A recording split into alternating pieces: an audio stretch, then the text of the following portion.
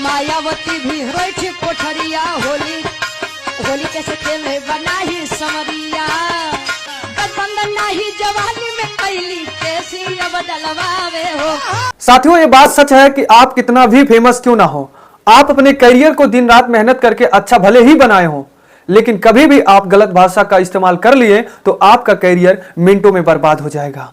जो कि कुछ इस प्रकार से विरहा गायिका रुचि यादव के साथ हुआ। उनका कई साल का मेहनत, अच्छा करियर बनाया हुआ मिनटों में बर्बाद हो गया है। जरा उससे पहले इस बिरहा के गाने को सुनिए रुचि यादव के।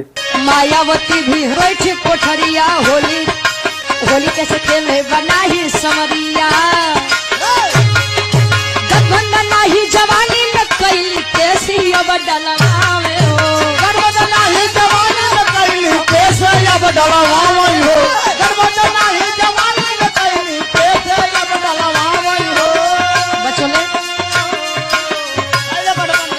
बंधन नहीं जवानी में कैली कैसी अब डलवावे हो। साधु महीना में योगी बेचारू घंटा पकड़ के ही जावे हो। साथियों, उम्मीद करते हैं कि आप लोग इस बिरहा को सुन लिए होंगे रुचि यादव के। साथियों, उससे पहले मैं बात करता हूं कि आज के समय में एक कलाकार के लिए उसके शब्द ही उसके लिए भारी पड़ते हैं। कलाकार अगर फेमस है, कितना भी फेमस है, वह करोड़ों जनता के दिलों पे भले ही राज करता हो, लेकिन वह कभी गाना गाते समय, स्टेज परफॉर्मेंस करते समय अगर कभी भी अमर्यादित भाषा का इस्तेमाल कर लिया तो उसके करियर को मिनटों में बर्बाद कर सकता है वह भाषा, जो कि रुचि यादव के साथ यही हुआ है।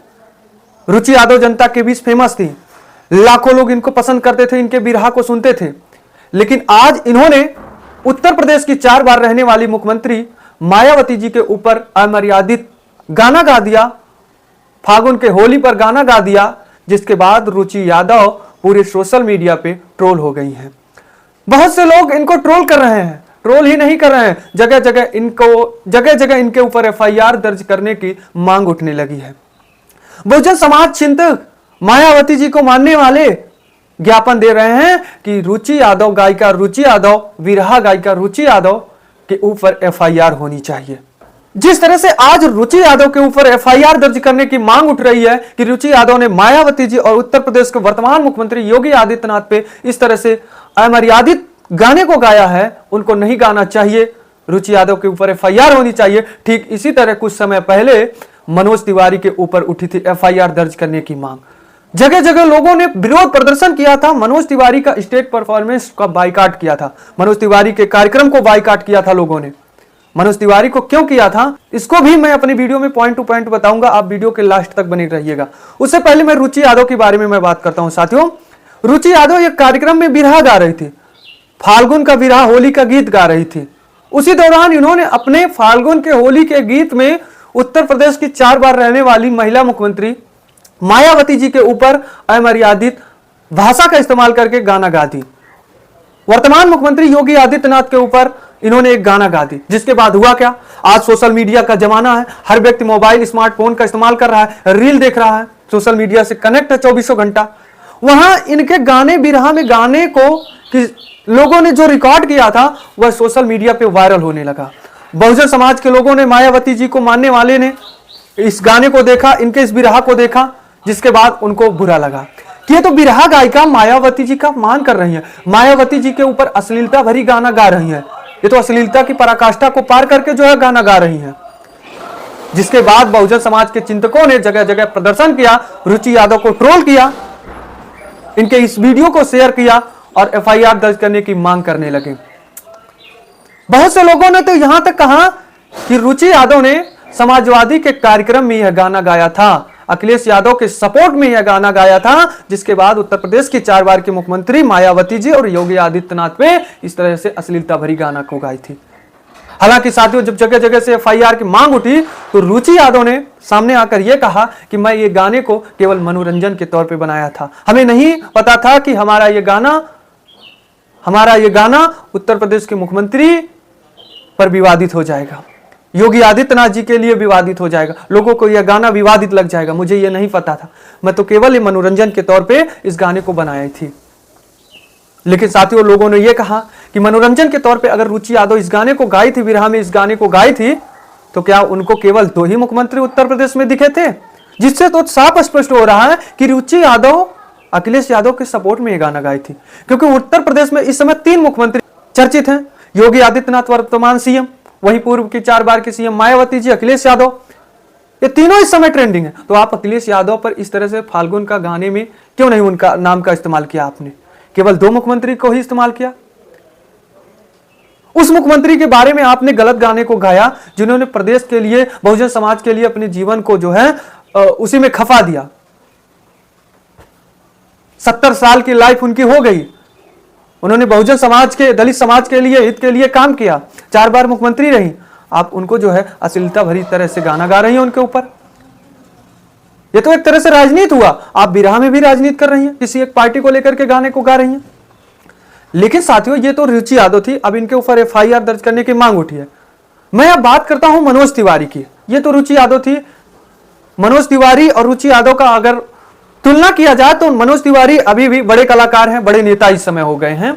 इन्होंने भी एक समय था, 2011 और 12 का समय था, इन्होंने भी बहुजन समाज के चिंतक, दलितों के चिंतक कांसीराम के ऊपर भी गाना गाया था। इन्होंने एक विवादित गाना गाया था, जिसके बाद मनोज तिवारी के साथ भी यही हुआ था जो रुचि यादव के साथ इस समय हुआ। मनोज तिवारी ने 2011-12 में उस समय राजनीति में एंट्री करने वाले थे, राजनीति की ओर ये इंटरेस्ट रख रहे थे, यूपी बिहार की ओर, यूपी बिहार की राजनीति को ये जान रहे थे, जानने की कोशिश कर रहे थे। उस समय इन्होंने स्टेज पर एक गाने को गाया था। स्टेज पे गाने को गाने के बाद उनके कार्यक्रम में मौजूद किसी व्यक्ति ने इनके गाने को रिकॉर्ड किया था, जिसके बाद वह गाना CD DVD में कॉपी हुआ। कॉपी होने के बाद YouTube, WhatsApp पर वायरल होने लगा। हालांकि उस समय, इस वक्त के, इस दौरान के तरह सोशल मीडिया का उतना ट्रेंडिंग जमाना नहीं था। जिस तरह आज लोग मोबाइल, स्मार्टफोन का इस्तेमाल कर रहे हैं, रील देख रहे हैं, उस समय 2011-12 में उतना ट्रेंडिंग सोशल मीडिया नहीं था।